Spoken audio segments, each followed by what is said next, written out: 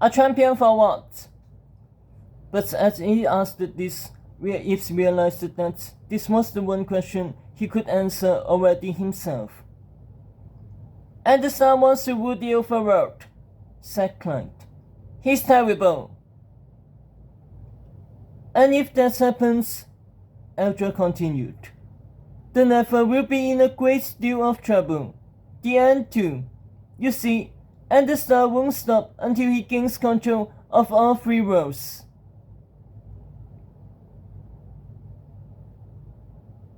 I think I get it.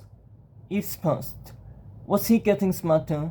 He normally wouldn't have been able to grasp this kind of stuff. The Nefer wants to stop him before he gets too powerful, right? The witch smiled. Exactly. But even if I want to help, said Yves, what can I do? I'm just a kitten. As Yves said this, Clyde got that look again. It was that I don't want my friend to freak out, so I'm not going to say anything, look. Eldra wasn't as considerate. She muttered, looking him up and down. Not anymore. Yves followed her gaze. His black fur had a vibrant blue sheen.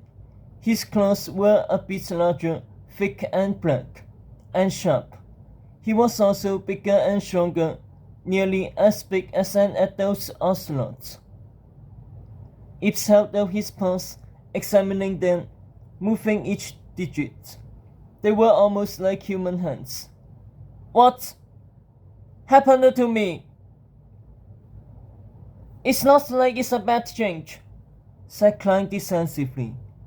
I mean, think of this way. At least you'll never live to worry about wolves again. The witch placed a hand upon his shoulder. The Nefer changed you, strengthened you, and granted you powers, you could say. Once you learn to control them, the minions of Andestar will fall before you like turnips during a harvest.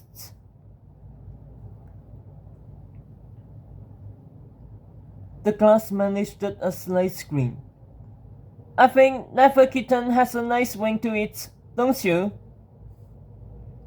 Yves stared down in horror. His mind spun and spun. It was just too much for him. What would his mother think? His friends? He would be an outcast. He would become an exile, just like Andestar. Again, Yves thought of home.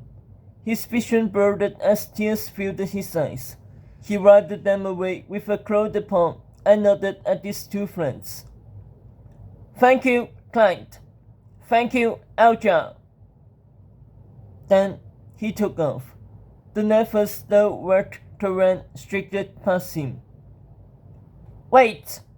Clyde called it out. Yves, there's still a lot you need to know. Yves ignored his friend's cries. He has wasted enough time.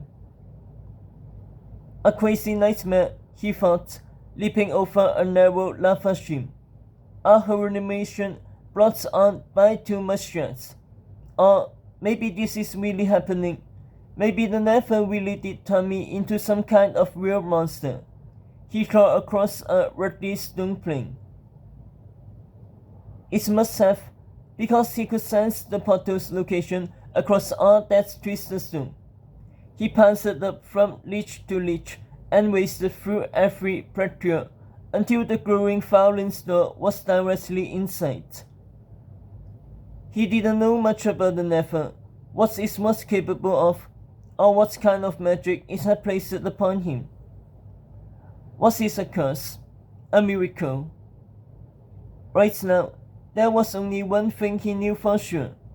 He was now a pawn in a deadly game, and he had no choice but to play. Armed with this sole truth, he cut away his fears and doubts, cut away as if they were just cobwebs in a mine shaft. Just hold on, he thought, sprinting toward the portal. Mom, Meows. Tufty. I'm coming. The larva. The inky groom. The hearts never work underneath his paws. All of these things the kitten ignored it as he went toward the bottom. He was too busy trying to make sense of it all. The never, a dark world, a fiery world, a world that should have nothing to do with kittens. But for some reason, this world chose a kitten to protect it.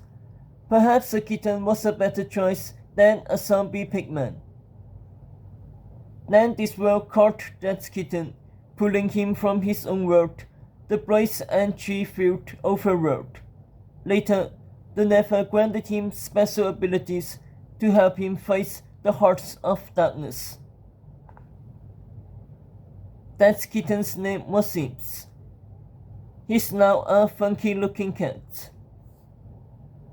And Ibs was trying to escape the Nefer. The intense heat no longer gave him any trouble.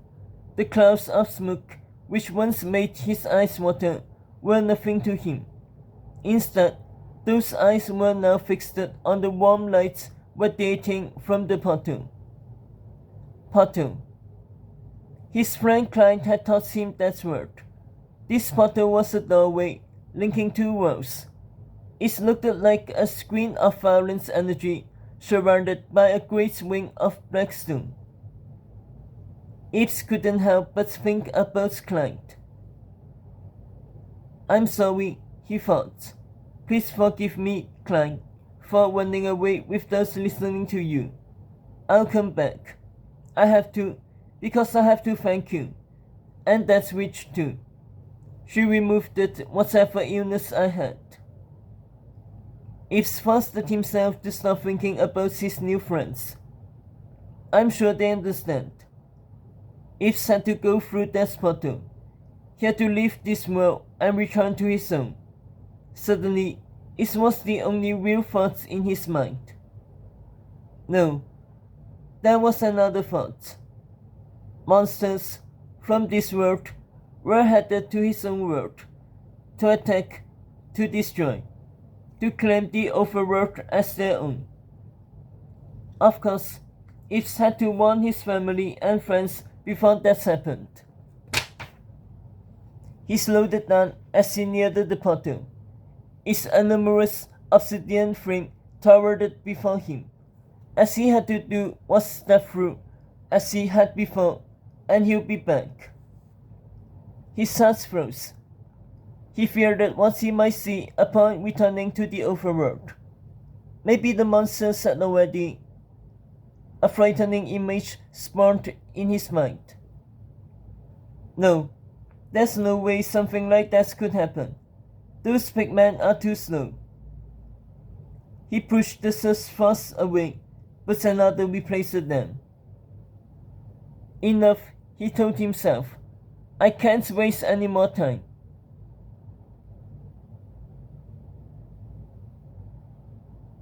He leaped through the purple mists. As expected, everything went black. He nearly closed his eyes. He was so afraid of seeing something horrible. But the darkness became